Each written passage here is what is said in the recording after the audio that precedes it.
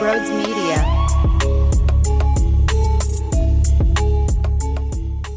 Yo, what's going on, everyone? Before we get into this Football Friday, if you are new to the channel, welcome on in. Make sure you hit the subscribe button and the thumbs up button as well. And our podcasting numbers are starting to go through the damn roof. So if you're interested in taking me on the road with you, you can go to Apple Podcasts, Spotify, and search Sports Talk with Broads. You can subscribe over there, leave a 5-star rating and a review. It helps out the algorithms. You guys are the best ever.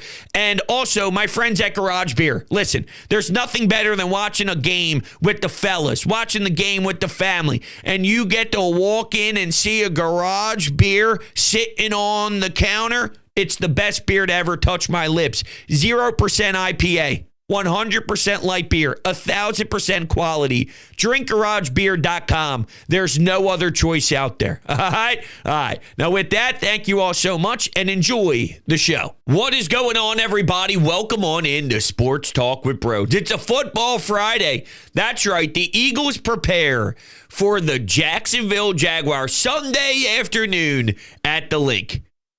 Is that better than Sunday night at the Link? You're damn right, because that means my night gets wrapped up earlier. Post-game content until 3 o'clock in the morning sometimes is a pain in my ass. But what's going to be a pain in the ass? Yeah, I don't know where I was going with that. I expect the Eagles to dominate the Jags! That's right. Yes, technically, this is a prototypical trap game. 2 road games prior, one against the Giants, one against Cincinnati. And then the 2 games after is the Dallas Cowboys and the Washington Commanders. So sandwiched in between those 4 is a poorly coached Jacksonville team. Emphasis on poorly coached. More on that in a minute. And they're not good. And you're feeling good. So technically, this is one that you can slip up. Now, do I believe that's going to happen? Absolutely not. I am putting my trust and my faith into this leadership. Lane Johnson, Brandon Graham, Saquon Barkley. The ones who have specifically been here for a while have ridden a crazy emotional roller coaster in multiple different seasons. The reason that's important is you know what it's like to have a pocket in a schedule where you can rip off crazy momentum. This is that time. And I'm pretty positive they are aware that this is that time. And they know the value in it. They know the importance of it. And I can't imagine they let this slip through their fingers. I just can't. It helps that Dallas blows. If it was a dogfight between them and Dallas for the NFC East right now, maybe you do look ahead. But I also don't think that the Eagles have been such a juggernaut that they have the balls or the stones to look ahead, no matter who their opponent is. Because there still are doubters. Hell, Emmanuel Acho is out here saying that Jalen Hurts doesn't deserve as much credit as he's getting because A.J. Brown is that good. Yeah, I'm not going to destroy the quarterback when there's good talent. That's called a good team.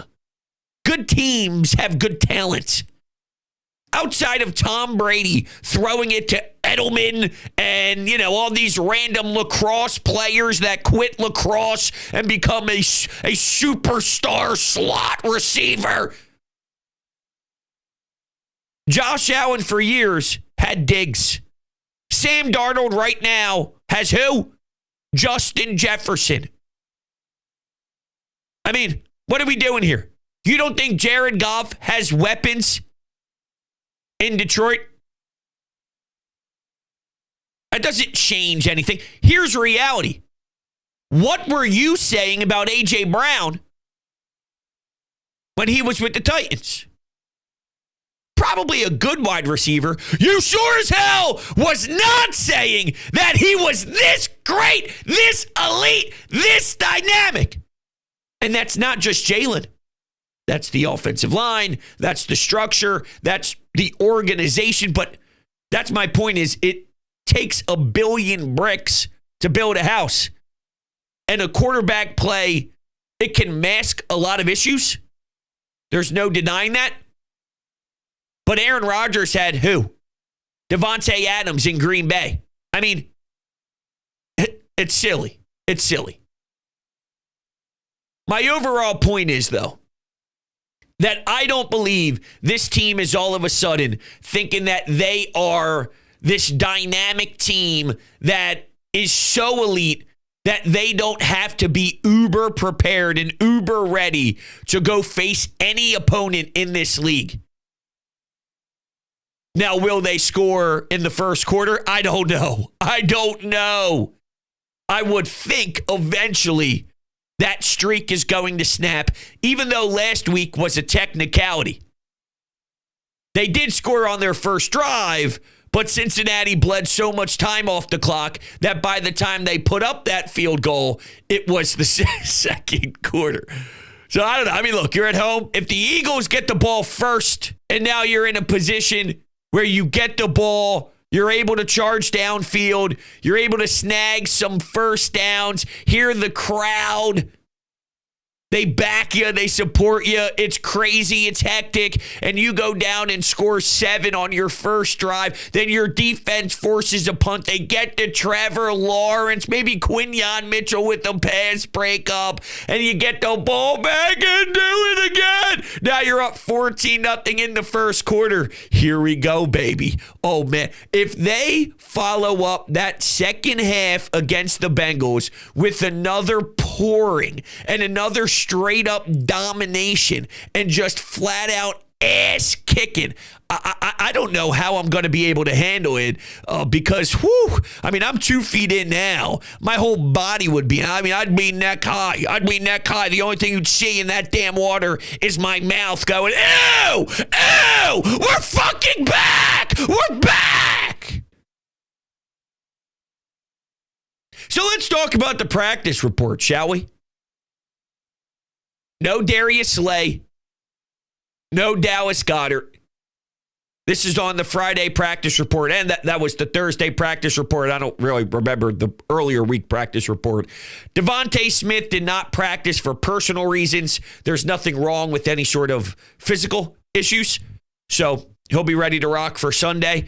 I'm not too worried about that. You know, I'm not acting as if losing Darius Slay isn't a big deal.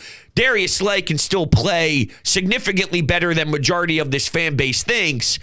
But I do think against this team specifically, Isaiah Rodgers can slot right in there and be all right, especially after how groovy he was. That's right, groovy. I was talking to Linda in Bala Kinwood. If you're a WIP listener, she's a sweetheart. She's in her 70s, 80s. She's on oxygen. She calls in all the time. She's the best in the world. She called somebody a groovy dude. And I said, ooh, I'm going to steal that, Linda. That's awesome. I like that. So groovy, Isaiah Rodgers, groovy.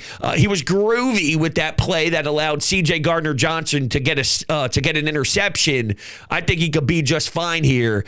Between him and Quinyon Mitchell, I don't think they're just going to get torched. It's not going to be a torch fest where Trevor Lawrence is automatically just dicing you up. And if that is the case, then, all right, Vic, let's go. Let's dial something up mid-game to make sure that stops, okay? But I don't think that's the case. And with Goddard, come on. You got AJ, you got Devontae, you got Saquon. You got Alcantara in there, too, if you need to lean on some tight end help. So, shouldn't be the difference in this game. You know what I love hearing, though? Now, it opens up a can of worms because you want to know why it even gets to this point. But Lane Johnson and a bunch of the other veterans went in to talk to Sirianni, and they're like, dude, we got to start pounding the rock, bro. We got to start running the football. We got to start incorporating some more things into this offense that's going to help us kick it into the next gear. And to Nick Sirianni's credit, always willing to listen to his players. There was a cut from Elliott Shore-Parks that I saw in the locker room, and it was A.J. Brown talking about how much it is nice to have a coach that is willing to hear input, that is willing to hear a lot of what the players think and how they feel they can excel, and he tries his best to incorporate that into a game plan, and there's value in that for sure. I mean, sometimes some guys probably think highly of themselves where it's like, yo, dude, you need a reality check. We're not doing that. But look, I do think it's a good trait to have, that there's a lot of veterans and they've been around this league and they know what can work for them, and you want to rock with it. I think that's fair. I don't know why it's gotten to the point where veteran players have to beg the offense to work different things into it. But if last week is an indication that the players see something, they know what can work best for this team's identity, they went out and executed it, and then they finally looked like a form that can be a top team in the NFC. Let's keep building off of it. Let's keep going to work. Let's keep having Jalen Hurts under center, and let's keep using the middle of the field more, and let's take advantage of what Jalen does under center and how that changes the defense, how that changes the attention on what they're looking at, and Saquon in the run game when you're under center and all that stuff. Let's keep going to work, baby. And I think there's something to it. I truly, truly do. So Doug's coaching for his job. Is that any way, shape, or form scaring you? That your job is on the line? Not only that, you're headed back to a town that the ownership group said, Doug, Mike Groh sucks. Doug, Press Taylor sucks. There's no way in hell that you're good enough to keep your guys. You either tell them, kick rocks, you're fired, or you have to go with them. And he walked out that door in Florida with Jeffrey Lurie and Howie Roseman, taking a deep breath, knowing I don't have to deal with those lunatics ever again in my life. Now he gets a chance to stick it to him. The ironic part is, with his job on the line in Jacksonville. And that's sort of what Doug Pederson is. He's the guy that brings stability for a couple of years, but it does fall apart rather quickly. It doesn't last a long period of time. Now, how much of that is Carson Wentz isn't a good quarterback? How much of that is Trevor Lawrence maybe isn't all he's, talked about? Maybe he's not as great as we all deemed he was due to the physical look, the way he looked at Clemson. Maybe the flow didn't hurt, right? He's got this beautiful piece of salad on his head, and he's out there throwing dimes in college, so the expectations were through the roof, but maybe he's just a standard, decent quarterback and not this I'm taking the league over by storm level of quarterback. Maybe that plays a role. I don't necessarily know. But I'm sure that Doug has a little different approach to this week with the attitude, with the edge. The question just becomes, does he have the locker room enough where they respect how much he despises the Eagles and how much he wants to beat them up? Do they have the response for their coach the way that the Eagles locker room had the response to Nick Sirianni after he was getting mocked and made fun of publicly for an entire 7 week to 10 day, or 7 week, well, I guess technically, but a 7 day to 10 day span after the whole situation with the Cleveland Browns? And it does seem like Doug's in a worse spot with his men than Nick was with his men, which is crazy. It truly is. I do want to tie a bow, though, on the trap game thing, because I have a little goofy conversation. Not goofy. It's interesting. It's fascinating. It's thought-provoking.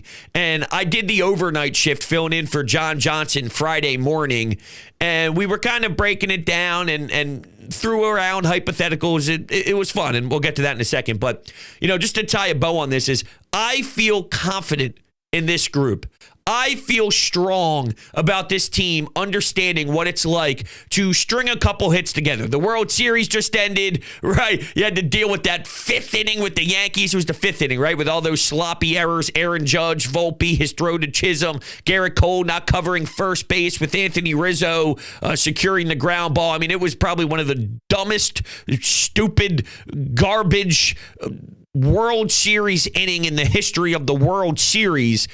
But there's an importance in being able to string together hits, right?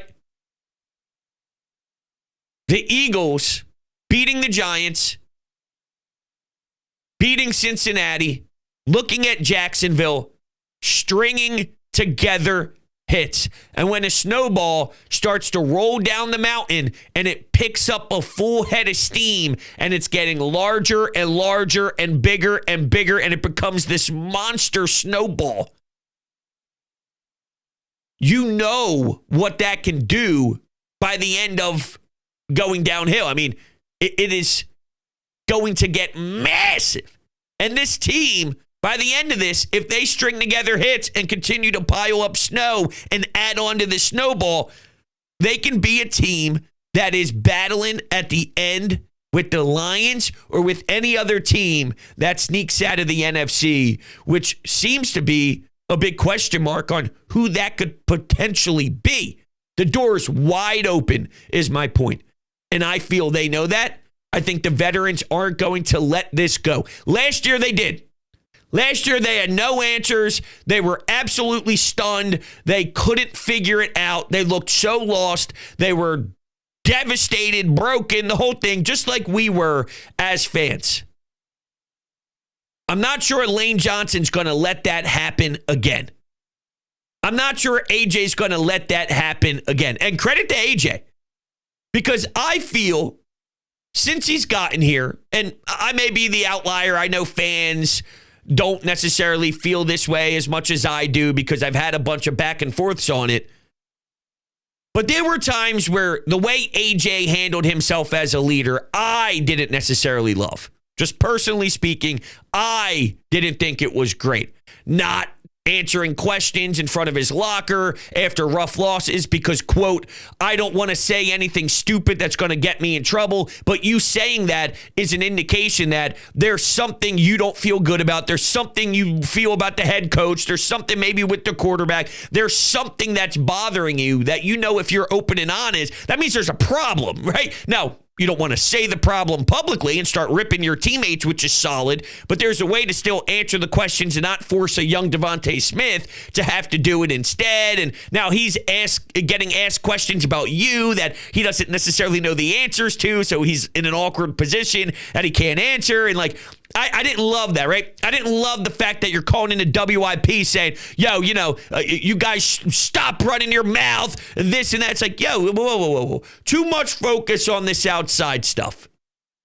I want to give A.J. Brown a ton of credit because I haven't heard anything similar to that this season.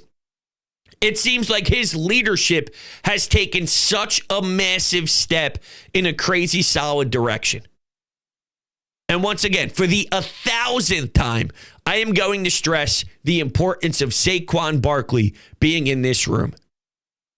He's new, but damn it, his presence is felt just as if he's BG, just as if he's Lane Johnson, just as if he's any one of those core Philadelphia Eagles that we discuss with Fletch, with Kelsey. Like, his voice and his presence is felt that massively. Do you know how difficult it is to step into a locker room and an organization with the powerful names that I just mentioned and within 7, 8, 9 weeks have that crazy of an impact? It's wild. So I feel strongly about those men in the room. Look, they're 5-2? And the leaders are saying, no, not good enough. This is what we have to do. Listen to me, Nick. Hey, Kellen. Any of the other coaches on the offensive side of the ball. This is what we have to do.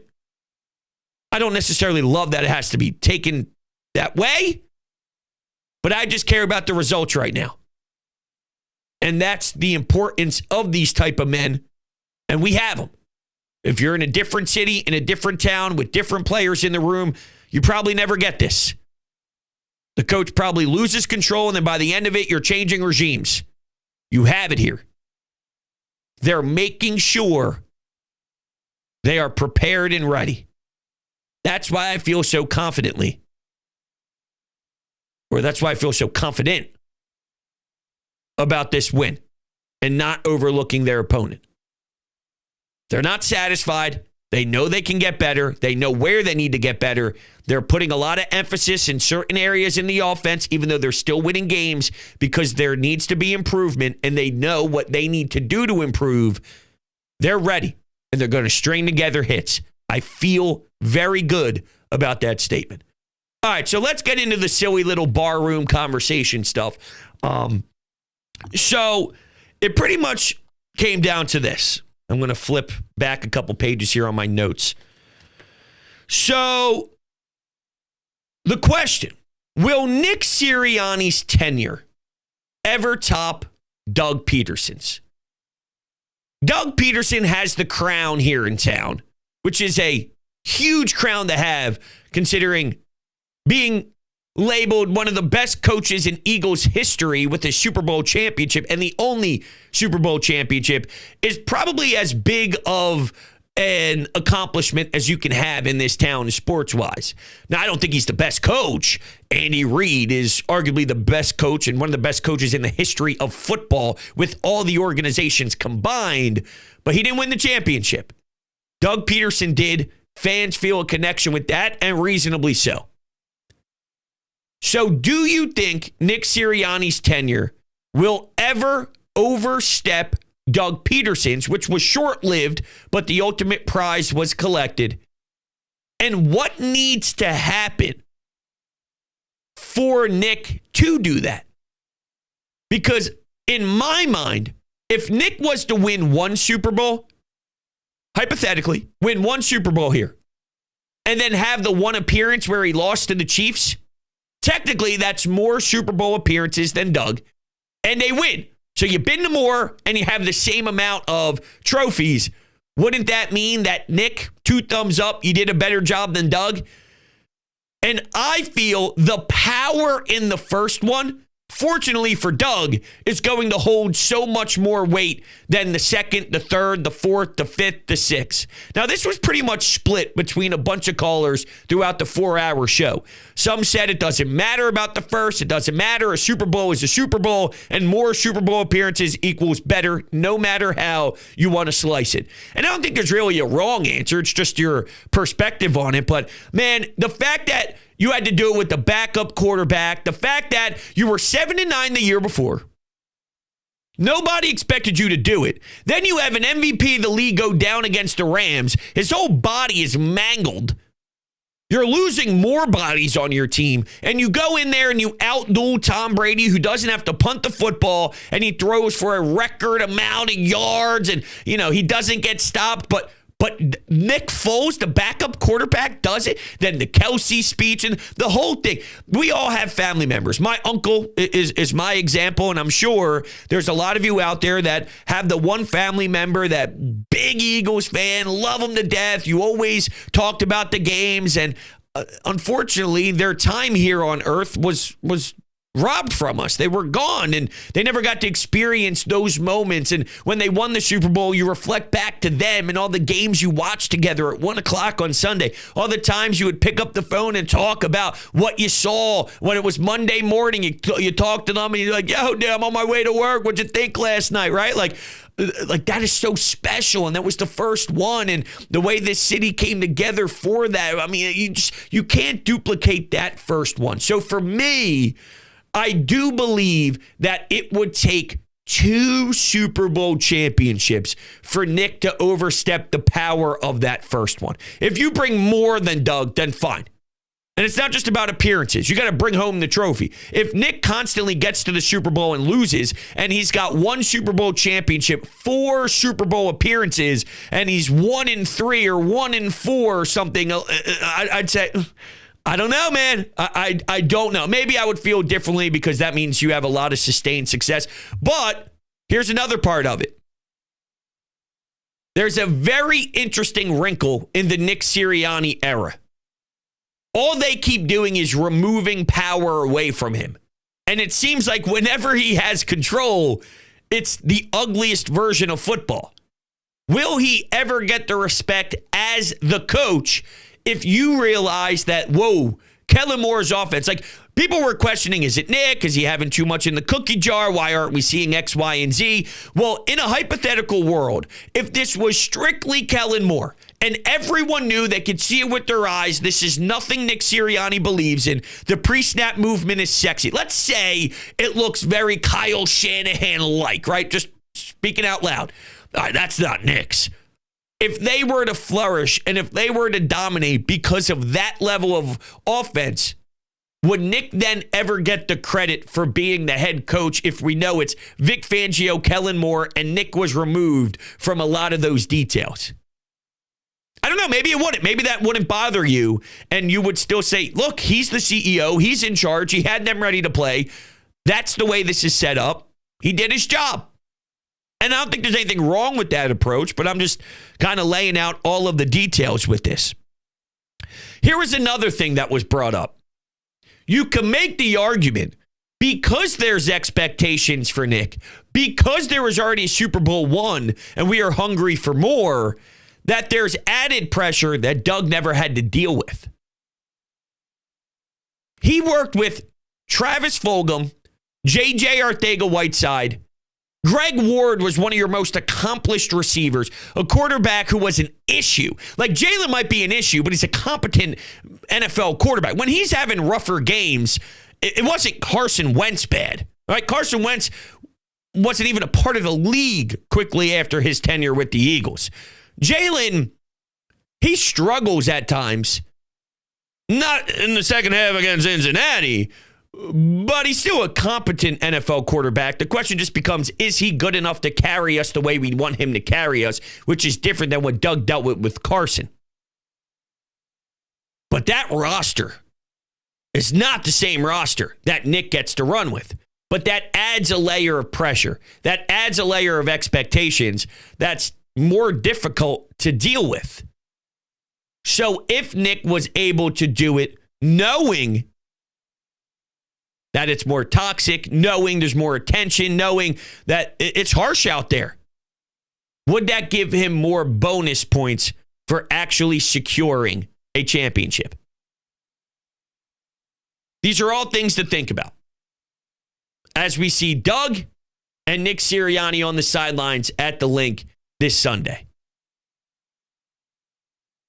I would say it would literally just have to come down to Nick would have to win it more. Nick would have to win it more. And I'm kind of even on both of them. I don't think Doug is some genius. I think Doug is fine for a few years and then falls off a cliff. It sort of shows that. I don't think Nick is this very intelligent mind either. So it's not as if I think super highly of Doug, and this is swinging my feelings on this.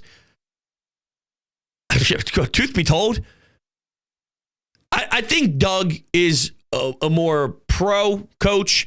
His offense is very bland. It's not very appealing. It's very vanilla. It gets caught on very easily. But I do think he has a base. Doug's base is better than Nick's base. Now, Doug has a ceiling on his stuff. And so does Nick. I mean, I think they're both bland, vanilla, and blah. I think Doug actually has a little bit more of a success rate and more of a, just more of a foundation than Nick's does, which is crazy because I don't think Doug's is very good. Because I'm trying to figure out who's the better coach. I'd probably lean Doug. If Doug had this roster, I think Doug puts up numbers. Like, I can't just based off of, well, look at his record that Nick had. If Nick had Travis Fulgham, Greg Ward, J.J. Arcega-Whiteside, and bad Carson Wentz, he doesn't have this winning record. He doesn't have the record that he has now. I don't know if he has the record that Doug had with 9-7s and playoff appearances at 9-7 with some slot. Like, I don't think so. But this isn't really about that. I'm just trying to speak out loud on which coach I think is better because I'm kind of on both of them. But I think I would lean a little bit towards Doug over Nick. But they're probably in that same tier-ish. They just handle themselves differently. One guy's wacky as hell. The other guy is a little bit more sound and a traditional professional head coach. But anyway, I don't know. Do you think Nick ever tops it? I'm interested to hear your thoughts. All right, guys, thank you all so much, and I will see you on the next one.